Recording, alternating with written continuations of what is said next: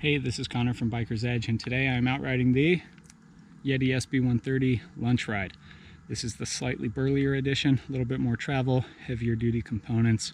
It's still that do-it-all everyday trail bike with a little enduro flavor. So stick around, check this one out.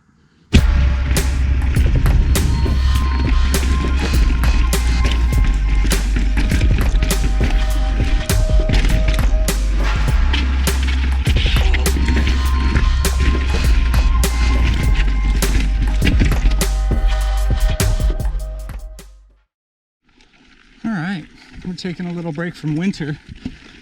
Came down here to southern Utah to get some riding in and to do a handful of reviews. So today I'm out riding the Yeti SB130 lunch ride edition. If you're not familiar, the SB130 lunch ride edition just gets a little bit burlier than the regular edition. So it goes from 130 millimeters of rear travel to 137. The fork gets bumped up to 160. You get the Grip 2 damper instead of the Fit 4. Brakes get burlier, going to codes over guides. Brake rotors are bigger. Tires are a little burlier. So just take a regular 130, give it a good dose of steroids, and you've got a lunch ride.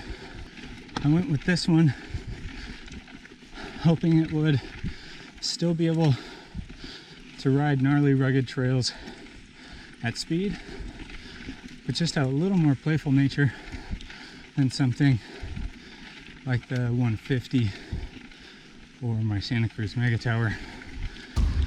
Just starting out the climb here. And if you haven't ridden this trail, it's the Zen Trail in St. George. It is a heck of a lot of fun. A little bit technical, kind of rocky and ledgy, both up and down. The climbs are hard, the descents are hard. It would be a good test for that bike that's made to do it all.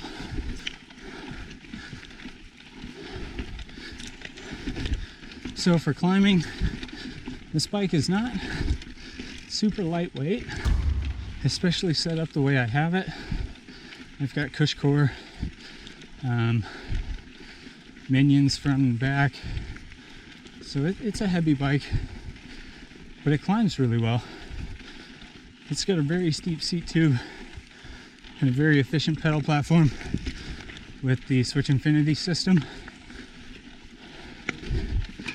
We'll see how it handles this techie stuff. It is kind of a long bike, which might hurt it a bit in the really techie climbs, but we'll see. That length is what gives you the stability for the downhills, but it also makes the tight twisty stuff and the technical climbing a little harder. So there's some trade-offs there.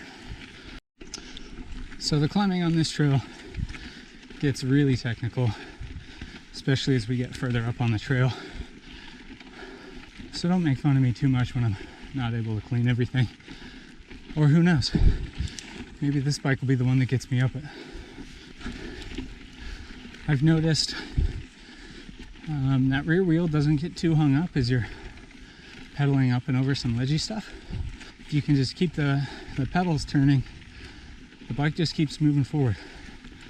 Doesn't get hung up, doesn't drop into all the holes. Kind of stays up and just scoots along.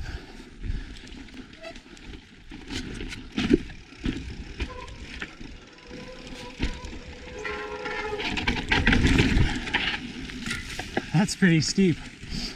That transition's really short too. And here comes the super technical climbing.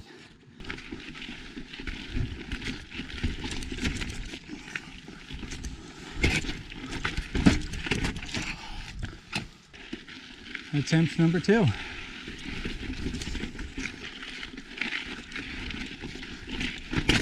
Oh, wow. Attempt number 3.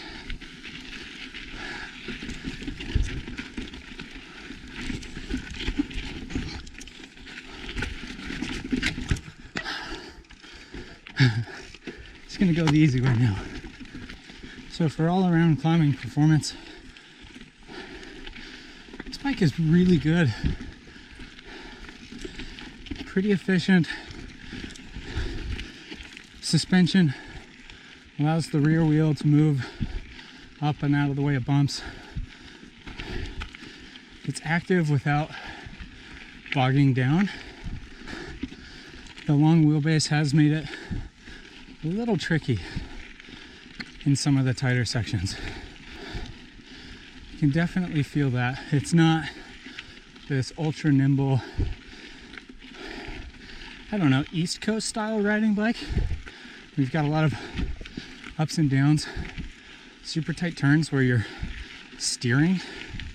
You know, it's more of that like leaning to get the bike to turn.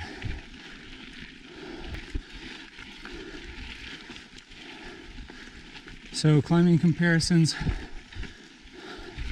the regular 130 climbs better. The Ripley, the Optic, the Tallboy all climb better. Whew. So I guess what I'm saying is, if you're looking to climb more or faster, or you want an even more well-rounded, balanced bike, get the regular SB130.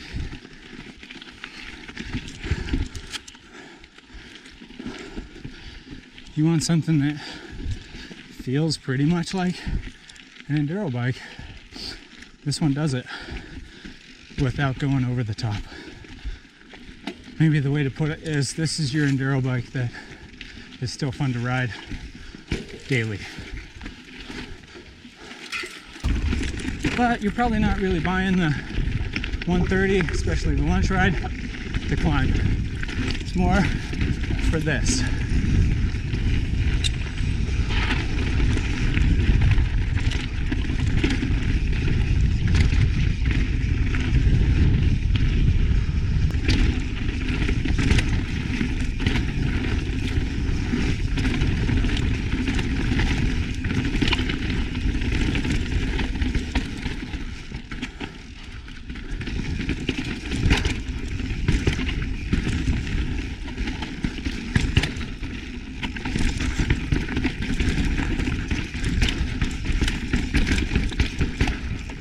And that's why you buy an SB130 lunch ride.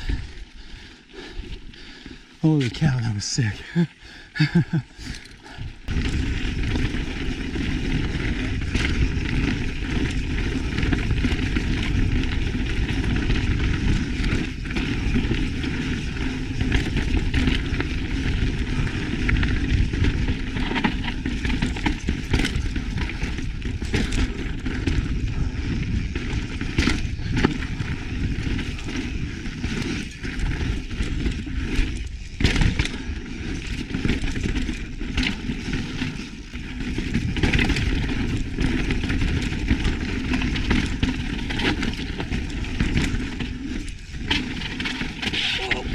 Woo!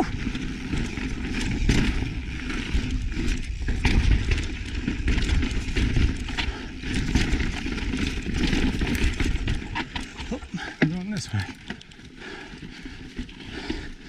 Trail is hard to spot out here.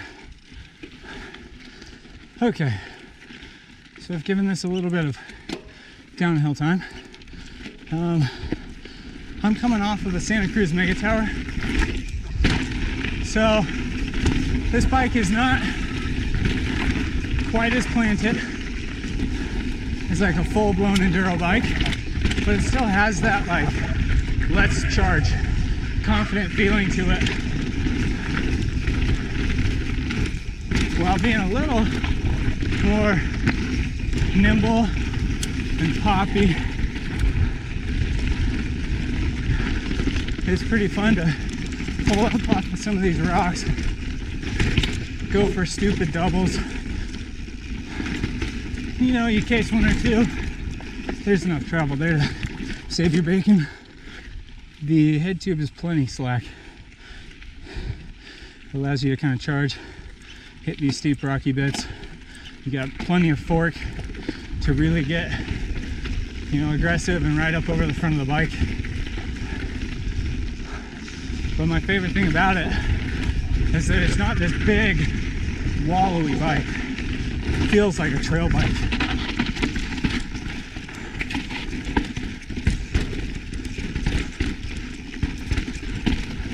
The suspension is super active and supple on the downhill, especially in the smaller chatter. It kind of disappears. The bigger stuff you feel a bit.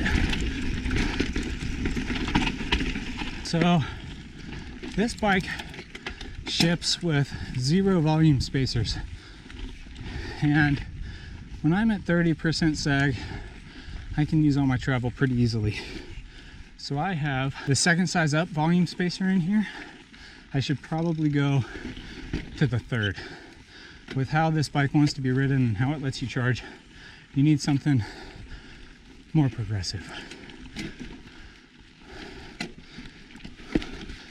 Got this steep little waterfall section here. Holy cow. Oh man, I hit a rock with that pedal pretty good. Pedal's a bit loose, but let's go get that again. Looking good. Okay, there it is. And that tight, awkward corner after it made it just fine. So just a few comparisons on the downhill. This obviously descends better than the regular SB130. The extra travel is noticeable. The raked out head tube is noticeable. I would say it descends closer to an SB150 than it does a 130. It has that really plush off the top feel that the 150 has that you don't quite get as much of on the 130.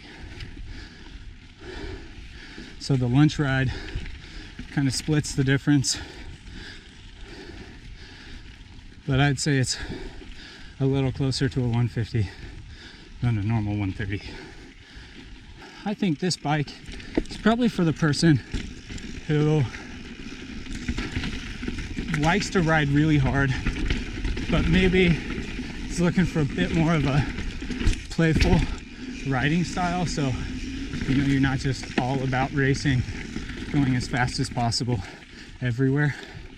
I think if you like to have a little fun and pop off of things and jump around the trail a little bit, I think that might be who this bike is for.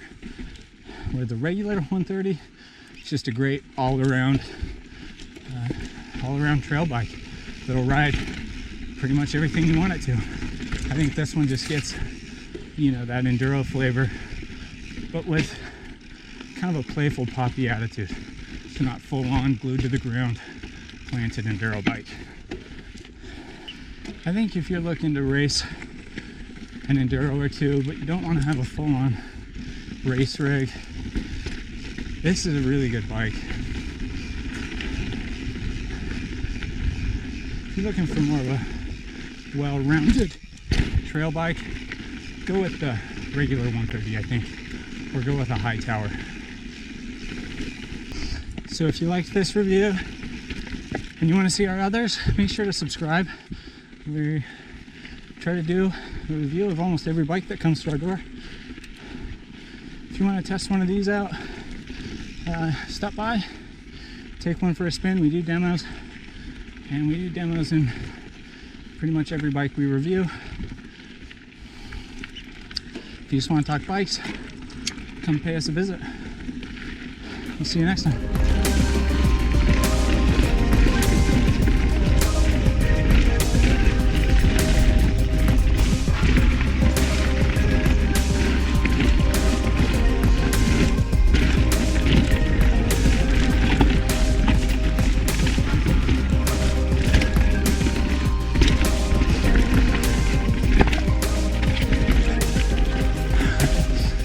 really fast on this bike.